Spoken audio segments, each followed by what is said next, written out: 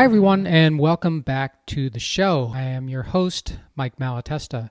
On this podcast, I dig in deep with every guest to get to the roots of their success, to discover not just how it happened, but why it matters. My mission is to expose the ideas and clues you need to inspire, activate, and maximize the greatness in you.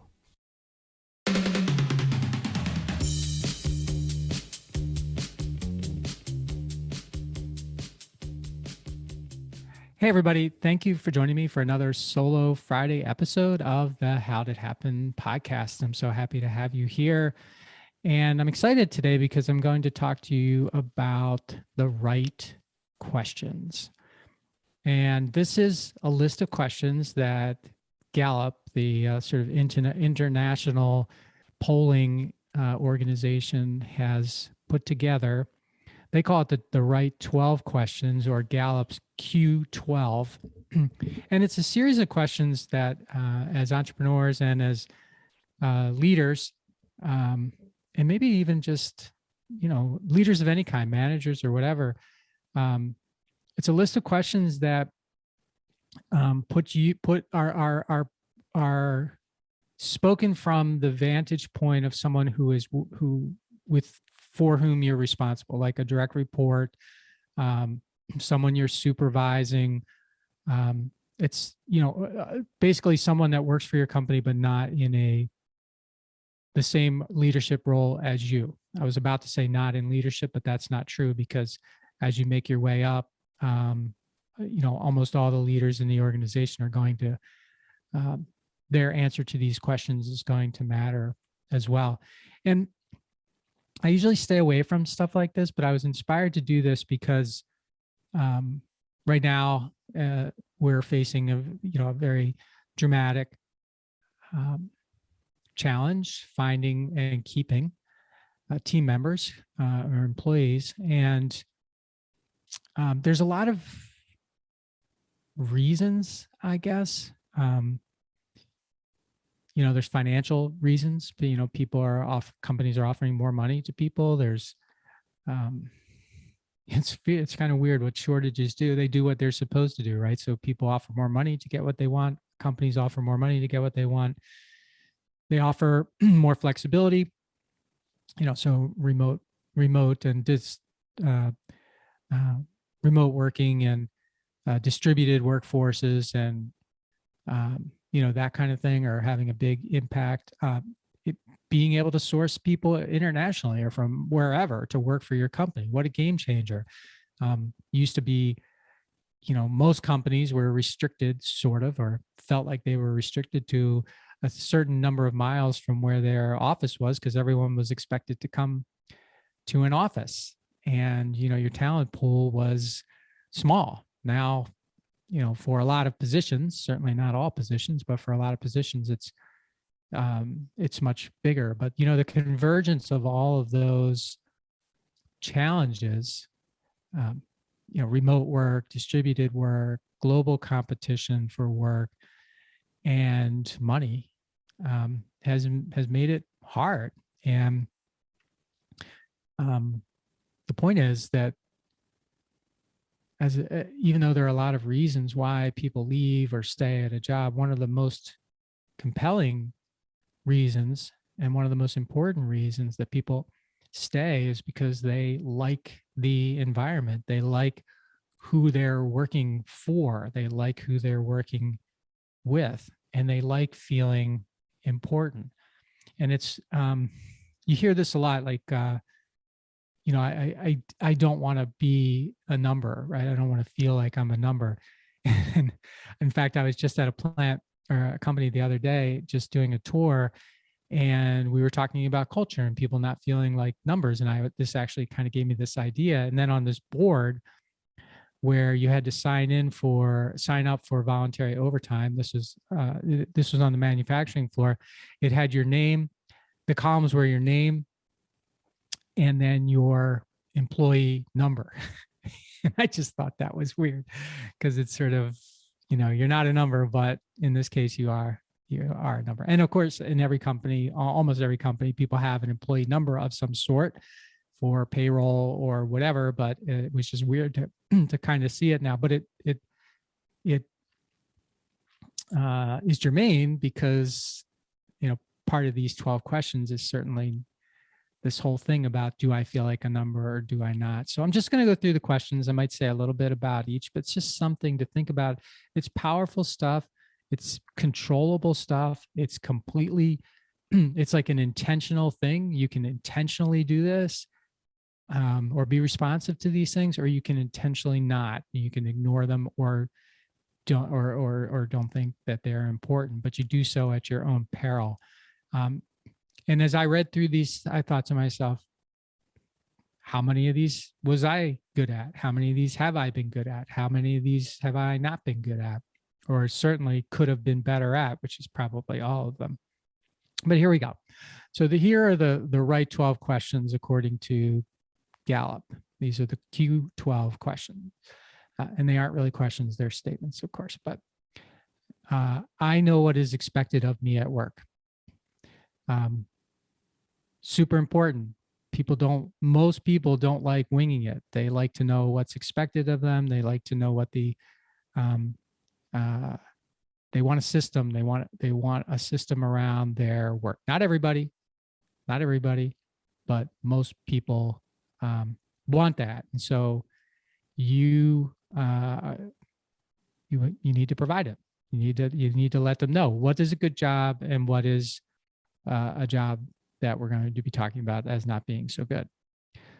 Second, I have the materials and equipment I need to do my work right. And this is a good one because how many times have you been in a situation where either you're not provided with what you need, you're not allowed to, you talk about it, but nothing seems to happen in terms of getting you what you need, or you think as the owner or leader that you know better than what the people doing that particular part of the work know in order, about doing their job and having the right equipment. And there's a lot of what gets in, like I would get into this all the time, like, oh, I never needed that when I was doing that job, so it's sort of like you're kind of creating a class system of people, but things change. And it's a very important question, very important feedback to listen to and to make people feel like I have the materials and equipment I need to do my work. Number 3, at work, I have the opportunity to do what I do best every day.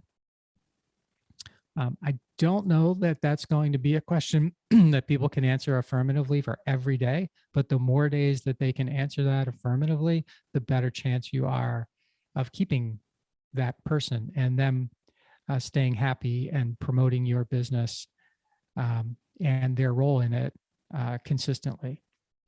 Number 4, in the last 7 days, I have received recognition or praise for doing work.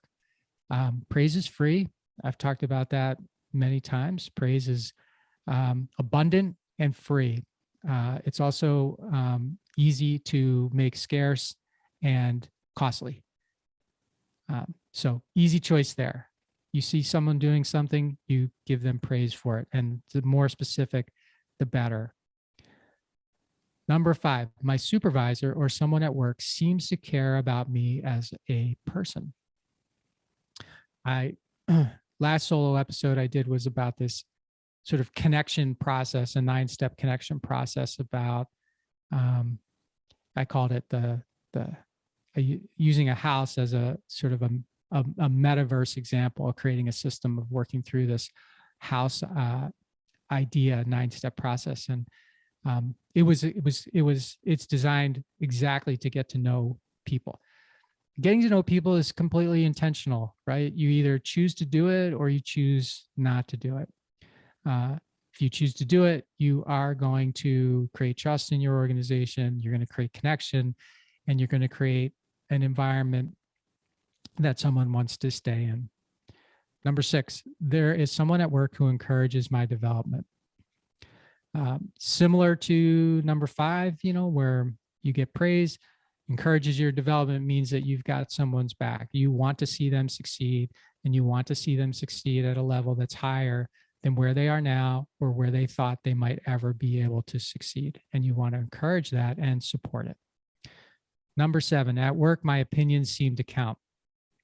This is a tricky one because there's a difference between every opinion mattering and everyone counting. So having an environment where people feel free to express their opinions with the understanding that you may or may not agree with the opinion is healthy. And as long as people feel like they are listened to, and every so often they are going to have an opinion that makes sense and you should act on it more than likely. There's a big difference between asking for opinions and then never not only using the opinion, but never explaining to someone why their opinion was or wasn't used. So it's a tricky thing. I'm not trying to say that you should take everybody's opinion and run with it so that everybody feels good, because that definitely won't work. But knowing that my opinion counts, meaning that it's considered, is usually enough for everyone, especially if when their opinion isn't the path you choose, they understand why. They may not agree with it, but they understand why. Number 8, the mission or purpose of my company makes me feel my job is important. In my opinion, very few people want to show up for a job just to show up. There are some. I think there are few. And I think that initially, when someone first joins your organization, there are very few. There becomes more when people don't align with the mission, right? They thought they might, but they end up not aligning with the mission, or the mission is kind of phony. So you sign up for a mission, it's great, sounds great in the interview process, looks great on the website, but inside the business, that mission isn't really the mission. Something's getting in the way of the mission, or the mission is, more of a marketing thing than it is a real life thing. So that's number 8. Number 9, my associates or fellow employees are committed to doing quality work. This is a big one because I know that in my experience, as a leader, I'm like the last one to often know that someone isn't doing quality work. Now, you can, if they're responsible for manufacturing, a particular piece of equipment or parts, it's kind of easy to know whether they are or not. But when you get into more of the subtleties of other types of work, people can become very good at pretending they're doing quality work, or relying on other people to do their quality work for them, without you being aware of it. It's always the people, below you that know first when someone is not working out. And the last thing people want to be around, even if they like the person, they don't want to be around someone who's dragging down the work. But when they see that nothing happens, there's no consequence to doing that, oftentimes they're sort of, they feel like maybe the quality of their work doesn't need to be as high. Why does it matter? That kind of thing. So you have to have, that gets back to the expectations. You have to have great expectations, and you want that and mean them, so that everyone knows that quality work is necessary, and that everyone knows that, hey, we're all doing quality work. So you don't have that problem of being around people who aren't doing quality work. Everyone's committed to quality work. Number 10, I have a best friend at work. That's a big one. It's hard to make friends at work, like real friends, and it's hard to make real friends anywhere. But it does seem like there's always that one connection, and particularly if it's, a connection between two people who love to do quality work and enjoy the mission, and, have opinions that matter or count, and, do all of these other things right. That's not only does their friendship keep them aligned with the company, but it also creates amazing examples for people coming into the business. And it's really important. I mean, you don't have to be super duper friends with many people, but if you have a best friend at work, it kind of changes the game to your benefit. Number 11, in the last 6 months, someone at work has talked to me about my progress. Okay, so whether you call these performance reviews, whether you call them, huddles or whatever, if you're not talking to your people about their progress on a regular basis, you are missing a huge opportunity. And I know it is difficult to make the time to do this, especially when you don't really make it. What do I mean by that? I've been through this so many times. We have reviews or evaluations or huddle data that's due. Let's just say it's every 6 months, like it says here.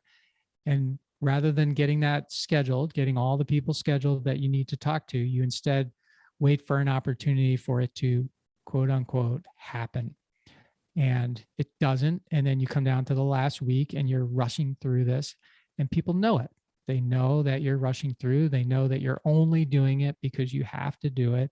And they know that you have not given it the time that it deserves to give them proper feedback about their progress and their work. So it's as simple as that. It's another intentional thing. You either intentionally do it or you intentionally don't do it, or you intentionally don't do it very well. Simple to fix. Just be intentional, do it well.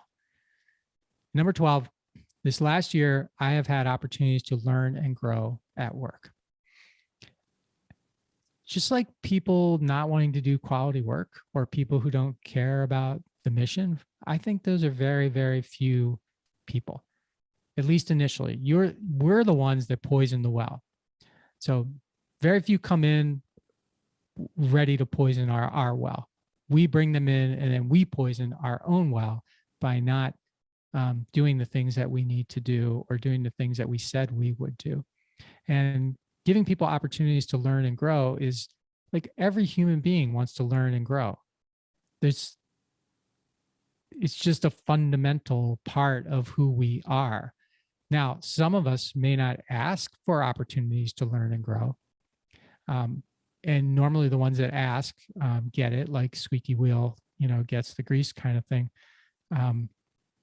But that's up to us as leaders. We have to encourage people to stretch themselves. We have to encourage them to learn, to challenge, to grow without the fear of that challenge resulting in a failure of some point. It may result in another learning opportunity, but not a failure. I sound like a broken record here, but completely intentional on our part. Are we challenging people to grow and giving them the freedom to do it, but also the